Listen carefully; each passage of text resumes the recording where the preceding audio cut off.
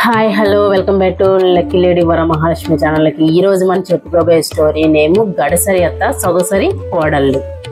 ఈ స్టోరీ ఎలా ఉంటుందో నేను చెప్తాను, మీరు వినేయండి. మరి అనగనగా వింధ్యాల అనే గ్రామంలో సూరమ్మ అనే ఒక ఆవిడ ఉండేది. ఆవిడికి గంపెడి సంసారం, అందులో 3 కోడళ్ళు, 8 మంది పిల్లలు, చాలా పెద్ద కుటుంబం. ఈ కుటుంబాన్ని అంతా ఒక్క సూరమ్మ మాత్రమే చూసుకుంటూ వచ్చేది.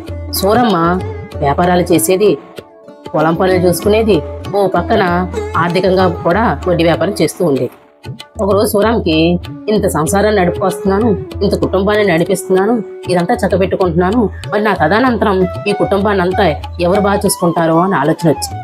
ఆలోచన రావడంతో తన 3 కోడళ్ళ మీదకి మనసు మళ్ళింది.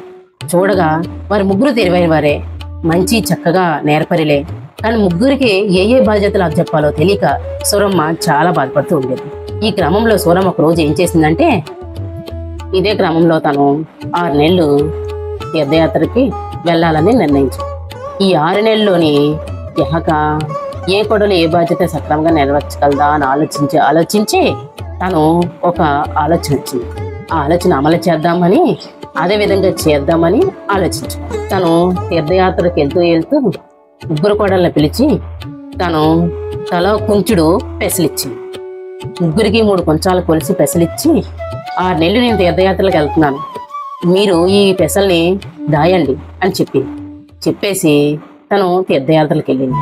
తీర్థయాత్రలకు వెళ్ళి 6 నెలల తర్వాత తిరిగొచ్చి తాపీగా కూర్చొని తన 3 కోడల్ని పిలిచి, కోడల్లారా ఎలా రండి, తీర్థయాత్రలకు వెళ్తూ మీ 3కి 3 కొంచాలు పెసలు ఇచ్చాను, ఆ పెసలు ఏం చేశారో 3 నాకు చెప్పండి అని చెప్పేసి సూరమ్మ అడగ్గా, పెద్ద కోడలు అన్నది, అత్తయ్య గారు మీరు ఇచ్చిన పెసలు పాడైపోతున్నాయని చెప్పేసి అవి నానబెట్టేసి గారెలేసేసి దోశలేసి వండేసి పిల్లలందరికీ పెట్టేశానండి అని చెప్పింది. సూరమ్మ వెంటనే, శబాస్ కోడల, మంచి పని చేశావు, చాలా మంచి పని చేశావు అని పొగిడి 2వ కోడల్ని అడిగింది.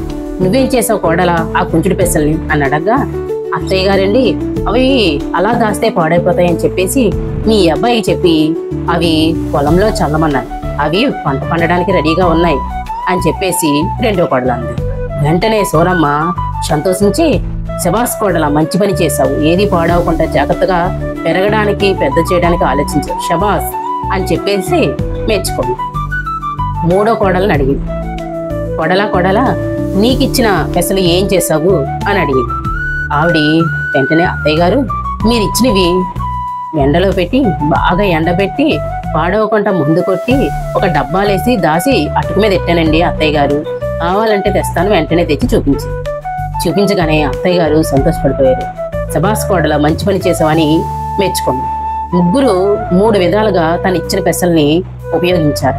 3 చేసింది మంచే, కానీ సూరమ్మ ఎవరికి ఏ బాధ్యతలు అప్పచెప్పాలో ఇప్పుడు ఆలోచించుకుంటుంది.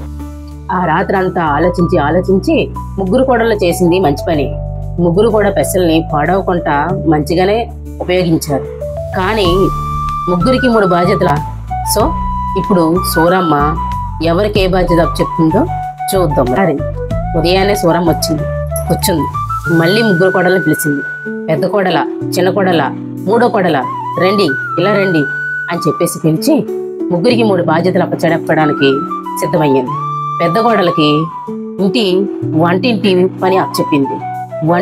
ఇంటి ఇల్లు పాటికి వండడానికి చెయ్యడానికి తన బాధ్యతలన్నీ తనకు అప్పచెప్పింది. ఎందుకంటే తను ఇచ్చిన పెసలు పాడు చేయకుండా వండిపెట్టి శుభ్రంగా వండిపెట్టింది కాబట్టిగా తనకి వంటగది బాధ్యతలు అప్పచెప్పింది. 2వ కోడలకి వ్యవసాయం అప్పచెప్పింది. ఎందుకంటే తను ఇచ్చిన పెసలు పాడవకుండా అవి అభివృద్ధి చేయడానికై మళ్ళీ పొలంలో జల్లింది కాబట్టిగా తన 2వ కోడలకి వ్యవసాయ పనులు అప్పచెప్పింది. 3వ కోడలకి డబ్బు దాయడం అప్పచెప్పింది. ఎందుకంటే తన కోడలు అవి ఎండబెట్టి జాగ్రత్తగా పాడవకుండా దాచింది కాబట్టిగా తనకి బీరువా తాళాలు ఇచ్చింది.